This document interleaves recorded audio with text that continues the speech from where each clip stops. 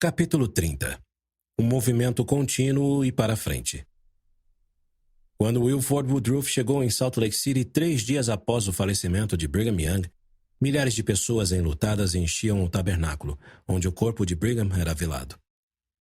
O caixão do profeta era simples e tinha um painel de vidro na tampa permitindo que os santos vissem seu rosto pela última vez. Os santos em Utah acreditavam que a liderança de Brigham havia cumprido a profecia de Isaías, de que o ermo floresceria como a rosa. Sob a direção de Brigham, os santos haviam irrigado os vales entre as montanhas, levando água para as fazendas, as hortas, os pomares e as pastagens que sustentavam centenas de assentamentos de membros da igreja. A maioria daqueles assentamentos havia criado raízes, o que fez crescer as comunidades de santos que se esforçavam para viver os princípios da união e da cooperação. Uns poucos assentamentos, tal como Salt Lake City, já haviam se tornado centros urbanos de manufaturas e comércio. Ainda assim, o sucesso de Brigham como colonizador não ultrapassou seu serviço como profeta de Deus. Muitos daqueles que prestaram homenagens a ele naquela manhã já o haviam ouvido falar com os santos do território ou estar entre eles. Alguns o haviam conhecido como um missionário no leste dos Estados Unidos ou na Inglaterra. Outros se lembravam de como ele havia guiado a igreja em segurança durante o período de incertezas que se seguiu à morte de Joseph Smith. E alguns haviam cruzado as grandes planícies e as montanhas rochosas ao lado dele. Muitas pessoas, inclusive as dezenas de milhares de santos que haviam imigrado da Europa e de outras partes do mundo para Utah, não sabiam o que era a igreja sem ele. Quando Wilford parou ao lado do caixão, notou que seu velho amigo tinha um semblante natural. O leão do Senhor estava descansando. No dia seguinte, 2 de setembro de 1877, os santos lotaram o tabernáculo para participar do funeral de Brigham. E milhares ficaram do lado de fora. Fileiras de guirlandas pendiam do teto em arco do tabernáculo, e o órgão estava coberto com um pano negro. Os santos, porém, não estavam vestindo roupas pretas como era o costume nos funerais nos Estados Unidos. Brigham havia lhes pedido que não o fizessem. A igreja ainda não havia apoiado uma nova primeira presidência após a morte de Brigham. Então, John Taylor oficiou na reunião como presidente do Quórum dos 12. Vários apóstolos prestaram homenagens ao falecido profeta. Wilford falou sobre o grande desejo que Brigham tinha de construir templos e redimir os mortos. Ele sentia que o peso desta dispensação repousava sobre ele, explicou Wilford. Alegro-me por ele ter vivido o suficiente para entrar em um templo e participar de sua dedicação, e por ter iniciado o trabalho em outros. John testificou que Deus continuaria a liderar a igreja em meio aos tumultos dos últimos dias. O jornal Salt Lake Tribune já anunciava que a morte de Brigham causaria disputas entre os líderes da igreja e o afastamento de muitos santos. Outros críticos torciam para que os tribunais levassem a igreja à ruína. George Reynolds, que havia sido novamente julgado e condenado por bigamia, agora apelava à Suprema Corte dos Estados Unidos. Se aquela instância mantivesse a condenação, os santos seriam virtualmente incapazes de defender seu modo de vida. Porém, John não temia o futuro. O trabalho no qual estamos engajados não é o trabalho dos homens. Não foi Joseph Smith quem deu início a esta obra. Muito menos Brigham Young, declarou. Esta obra provém de Deus. Ele é o autor. E é nossa responsabilidade como santos dos últimos dias que magnifiquemos nosso chamado, continuou ele, para que as mudanças pelas quais ansiamos sobrevenham às nações, revoluções após revoluções, a fim de que sigamos em um movimento contínuo e para frente guiados pelo Senhor. Após a morte de seu pai, Susie Young Dunford se empenhou para saber o que fazer a respeito de seu casamento fracassado. Quando Alma, seu marido, partira em missão, ela imaginava que a experiência o transformaria. No entanto, em suas cartas, ele continuava a se mostrar irritado e em posição defensiva. Não querendo agir precipitadamente, Suzy ponderou suas opções e orou continuamente a respeito do dilema em que se encontrava. Pouco antes de morrer, Brigham havia relembrado a ela que seus papéis como esposa e mãe eram fundamentais para seu sucesso na vida. Ela queria cumprir aquelas responsabilidades em retidão. Mas isso significava que teria que permanecer em um relacionamento abusivo? Certa noite, Suzy sonhou que ela e Alma estavam indo visitar seu pai na Lion House. Brigham tinha uma incumbência para eles, mas, em vez de transmiti-la à Alma, como costumava fazer em vida, ele passou a designação para Suzy. Ao se retirar para cumprir a tarefa, Suzy encontrou Eliza Snow no saguão e perguntou a ela por que Brigham havia entregue a designação a ela e não a Alma, como sempre fizera até então. Naquela época ele não compreendia, respondeu Eliza no sonho, mas agora ele entende. Quando Suzy acordou, as palavras de Eliza permaneceram em sua mente. Foi reconfortante saber que seu pai havia adquirido no mundo espiritual uma perspectiva diferente da que tinha em vida. Suzy pediu o divórcio logo em seguida, e quando Alma voltou da Inglaterra, ele procurou alguns advogados. Os líderes da igreja costumavam tentar a reconciliação de casais que queriam se divorciar. Mas também acreditavam que, se uma mulher desejasse pôr fim a um casamento infeliz, era o direito dela. Isso também se aplicava a mulheres que tinham dificuldades para se adaptar aos desafios do casamento plural. Tendo em vista que os tribunais locais não reconheciam esse tipo de casamento, os próprios líderes da igreja resolviam os pedidos de divórcio envolvendo esposas plurais. Como Suzy era a única esposa de Alma, seu caso era diferente. Por estar em um relacionamento abusivo, ela podia receber o divórcio, mas teria que comparecer com Alma diante de um tribunal civil. Em geral, naquela época, as cortes nos Estados Unidos e na Europa tomavam partido dos homens em casos como aquele. Os líderes da igreja aconselhavam ex-maridos a prover todo o sustento necessário para as ex-mulheres e os filhos. Mas Alma insistia em ficar com a guarda das crianças e reter quase todos os bens da família. A audiência para o divórcio de Suzy e Alma durou 2 dias. No final, Alma ficou com a guarda de sua filha Leah, de 4 anos de idade. Como seu filho Bailey tinha apenas 2 anos, a corte o colocou sob os cuidados de Suzy, mas designou Alma como seu responsável legal. A perda dos filhos partiu o coração de Suzy, e ela saiu da audiência desolada por causa da decisão. Porém, já que o divórcio a havia deixado sem propriedades e sem sustento, ela não teve muito tempo para ficar presa em sua dor. Ela precisava desesperadamente planejar o que fazer dali para frente. Pouco depois do divórcio, Suzy conversou sobre seu futuro com o presidente John Taylor. Ela havia deixado a escola aos 14 anos, mas agora desejava voltar a estudar. O presidente Taylor manifestou seu apoio e ofereceu ajuda para que ela se matriculasse na escola secundária local. Contudo, ao sair do escritório dele, Suzy encontrou o apóstolo Erastus Snow. "Se você quer voltar a estudar, já sei para qual escola deve ir", comentou ele. "Um lugar onde você preencherá sua alma com a rica luz da inspiração e ocupará sua mente com conhecimentos antigos e modernos. Esse lugar é a Academia Brigham Young, em Provo." No dia seguinte, Suzy pegou um trem para o sul a fim de conhecer a academia. Apesar de ter sido fundada por seu pai, Suzy sabia muito pouco a respeito da escola e de seus propósitos. Quando chegou lá, ela se encontrou com o diretor, Carl Meisser, que já havia sido seu professor. Ele a cumprimentou efusivamente e a matriculou na academia. Enquanto isso, na península de Kalaupapa, na ilha de Molokai, a saúde de Jonathan Napela estava cada vez pior. Quando começara a viver entre os leprosos da península, Napela não fora afligido pela doença que assolava tantos outros havaianos, inclusive sua esposa Kitty. No entanto, 5 anos depois, a doença o havia acometido também. Seu rosto estava inchado e muitos dentes haviam caído, de forma que era quase impossível reconhecê-lo. Suas mãos, que haviam abençoado inúmeras pessoas durante mais de 20 anos, estavam cobertas de feridas. Em 26 de janeiro de 1878, Napela e Kitty receberam em sua casa 2 missionários, Henry Richards e K.L. Kalawaya, com Nehemia Kahuleaau, a autoridade presidente da igreja em Molokai. K.L. e Nehemia eram havaianos, membros da igreja havia muito tempo, e ambos haviam servido diversas missões. Henry era irmão caçula do apóstolo Franklin Richards e havia servido sua primeira missão na ilha na década de 1850, poucos anos após o batismo de Napela.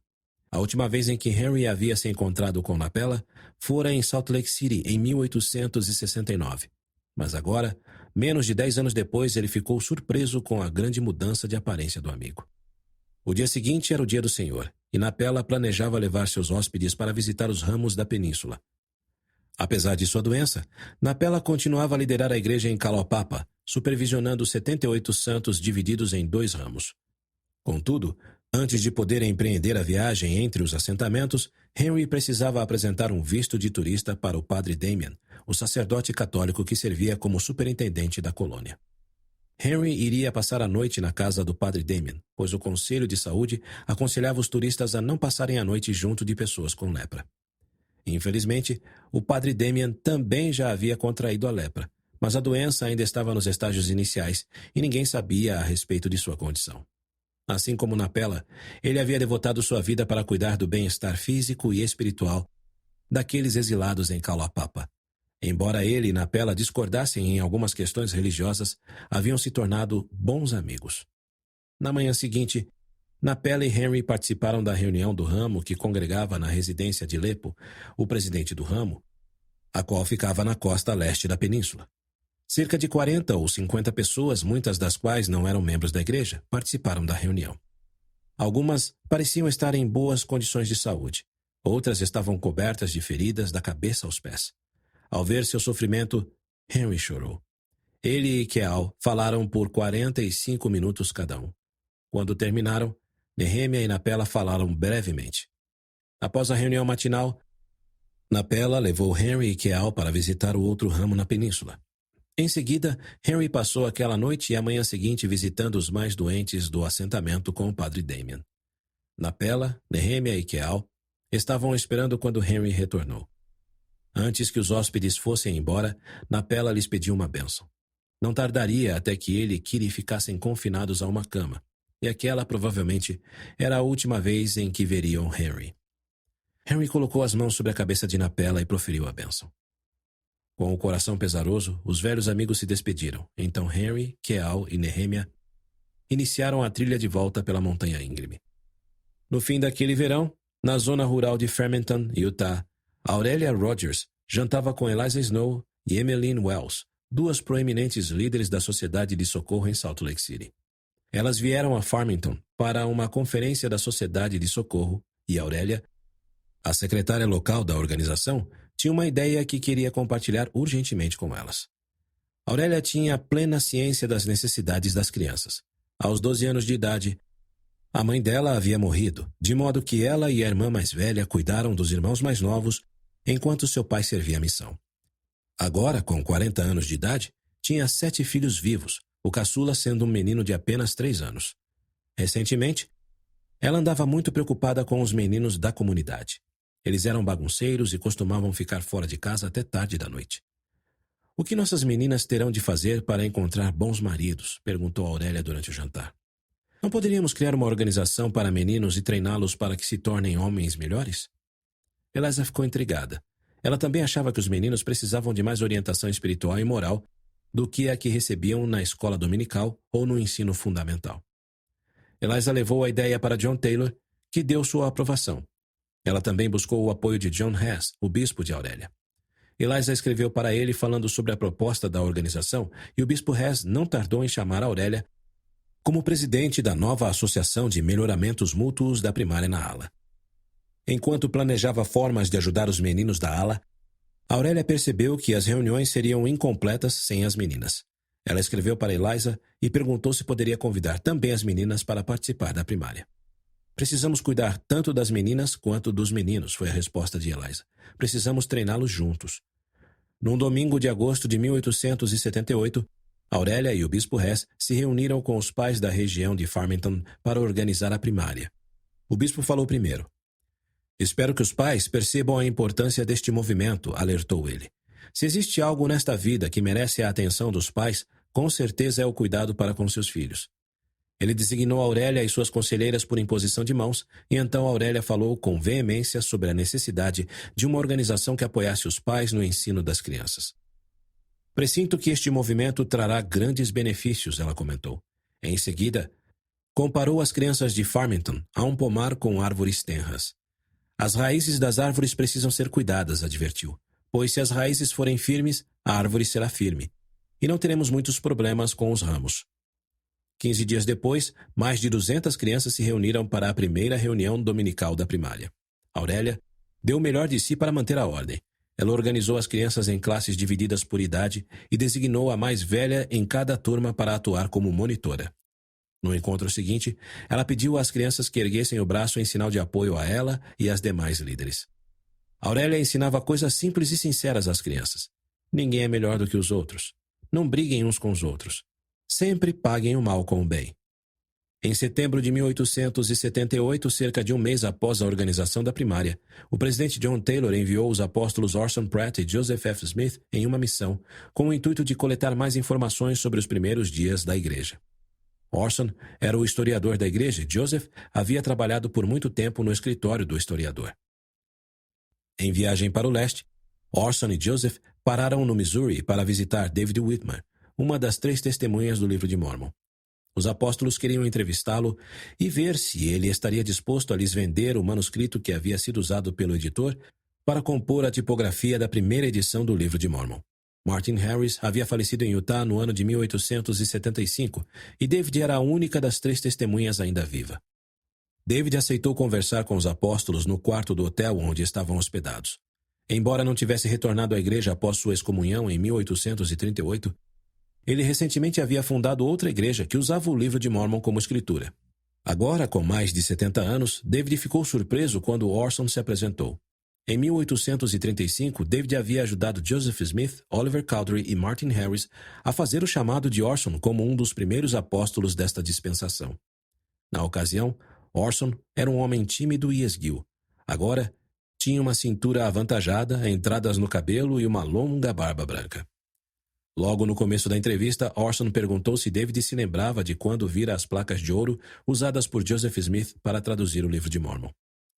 Foi em junho de 1829, respondeu David. Joseph, Oliver e eu estávamos sentados em uma tora de madeira quando fomos encobertos por uma luz. David relatou que o anjo que lhes aparecera portava os registros antigos, o Urim e Tumim e outros artefatos nefitas. Eu vi tudo aquilo tão claramente quanto vejo esta cama, comentou ele enquanto batia no leito com a mão. Ouvi a voz do Senhor com mais clareza do que qualquer outra coisa que jamais ouvi na vida, declarando que os registros das placas do Livro de Mórmon foram traduzidos pelo dom e poder de Deus.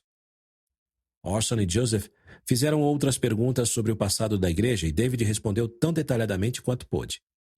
Eles então perguntaram sobre o manuscrito do editor do Livro de Mórmon que Oliver Cowdery havia entregue a David.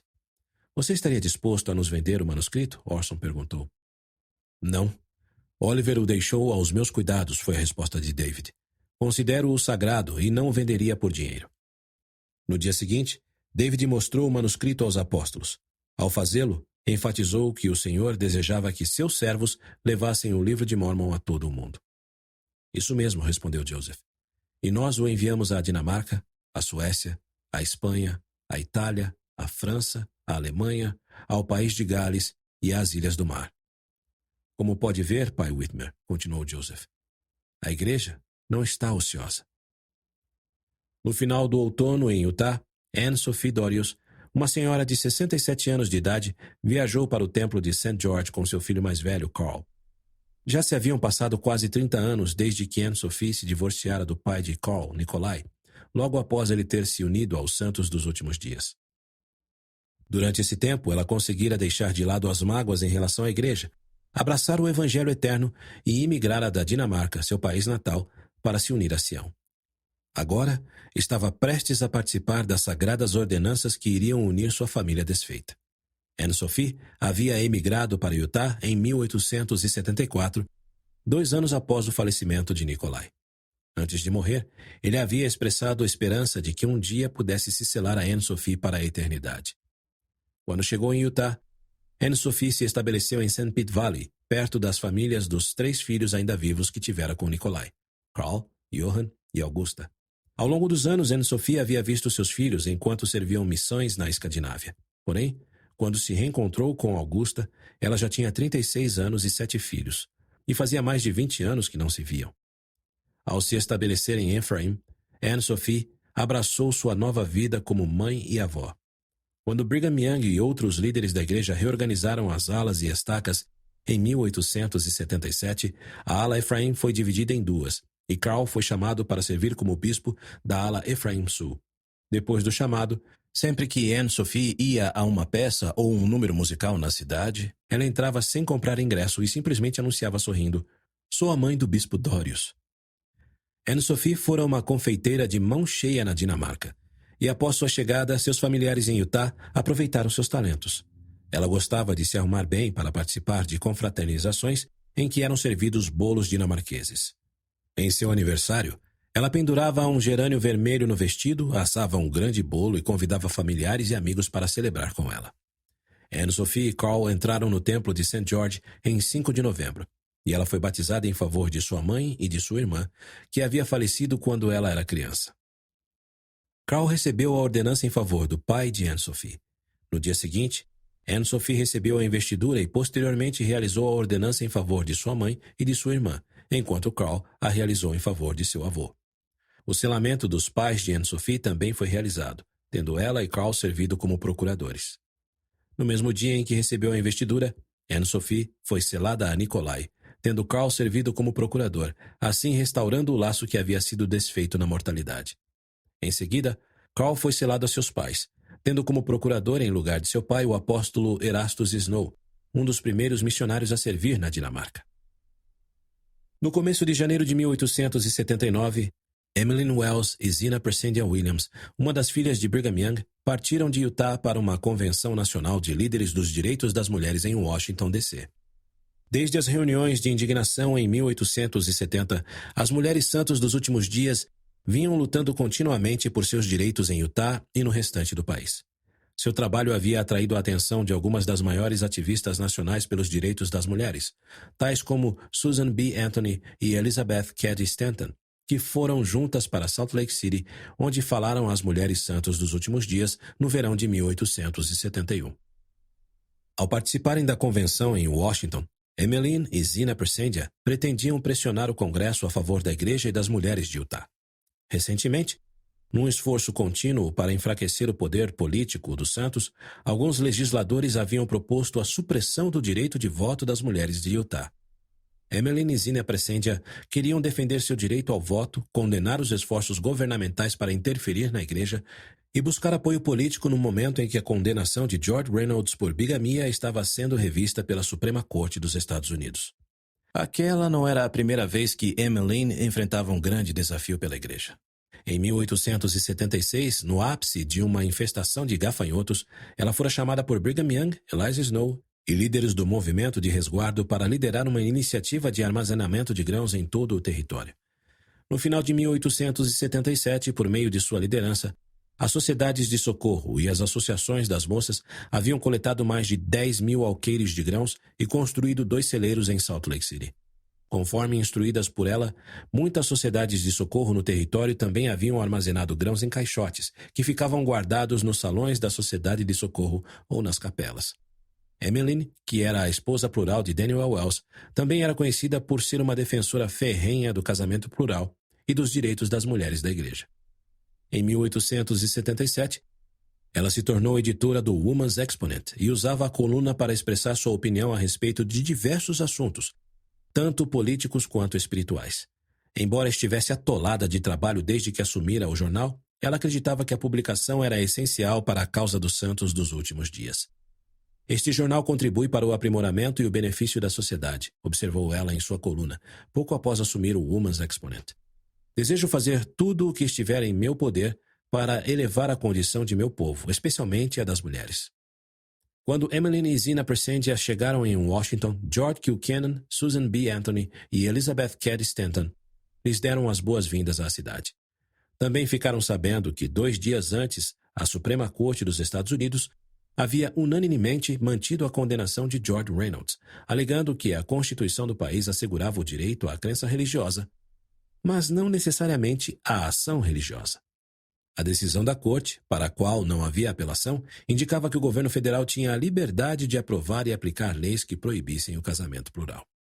Nos dias seguintes, Emmeline e Zina Persendia participaram da Convenção de Mulheres, defendendo o casamento plural e o direito ao sufrágio. As mulheres de Utah nunca quebraram as leis do território, declarou Emmeline, e seria injusto e contrário à política se fossem privadas desse direito. As mulheres de Utah não pretendem renunciar a seus direitos, acrescentou Zina Persendia, mas desejam auxiliar suas irmãs em todo o país. Em 13 de janeiro, Emmeline, Zina Persendia e 2 outras mulheres que participaram da convenção foram à Casa Branca para se encontrar com o presidente Rutherford Hayes. O presidente as recebeu em sua biblioteca e ouviu educadamente enquanto elas liam as resoluções da convenção, inclusive os pontos que o censuravam por não ter feito mais pelos direitos das mulheres. Emmeline e Zina Persendia também o aconselharam a não aplicar a Lei Morrill anti-poligamia de 1862. Milhares de mulheres seriam marginalizadas, alegaram elas, e diante do mundo seus filhos seriam considerados bastardos. O presidente Hayes demonstrou compreensão, mas não prometeu ajuda alguma. Pouco depois, sua esposa Lucy entrou na sala, ouviu os apelos de Emmeline e Zina Persendia e então as levou para conhecer a Casa Branca.